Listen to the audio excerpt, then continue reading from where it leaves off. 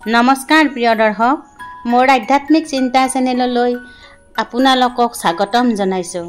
আজিৰ ভিডিঅ'টোত মই যিটো কথা ক'ম, এয়া কোনো মানুহে কোৱা কথা নহয়, এয়া ভাগৱত শাস্ত্ৰৰ বচন।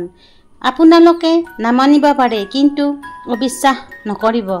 মই আজি এনেকুৱা 5বিধ বস্তুৰ কথা ক'ম, এইকেইটা বস্তুৱে কলিৰ আগমন ঘটায় আৰু লক্ষ্মী দেৱী সেই স্থান এৰি গুচি যায়।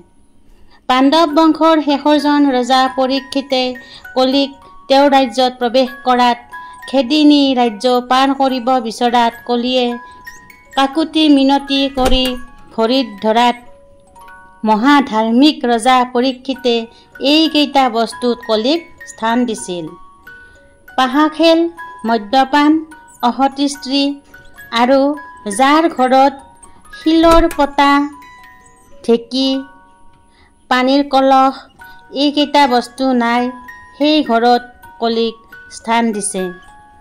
আৰু এবিধ বস্তু হৈছে সোণ।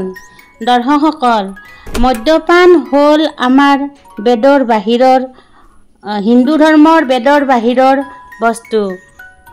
মদ, পাহা খেল বা জুৱা খেল, অসতী স্ত্ৰী এইকেইটা যাৰ ঘৰত থাকিব, সেই ঘৰত সদায় কণ্ডলৰ সৃষ্টি কৰি শান্তি নাইকিয়া হয়।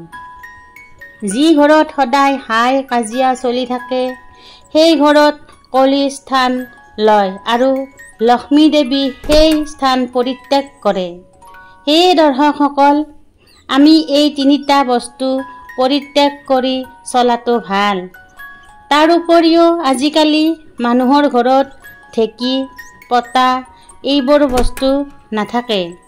কলহটো ব্যৱহাৰ প্ৰায়ে নহয়, পাৰিলে ৰাখিব চেষ্টা কৰাটো ভাল।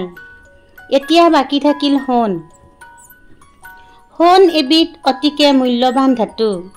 সোণৰ কাৰণে মানুহৰ মাজত হাই কাজিয়া, তাৰ উপৰিও মৃত্যু পৰ্যন্ত হ'ব পাৰে।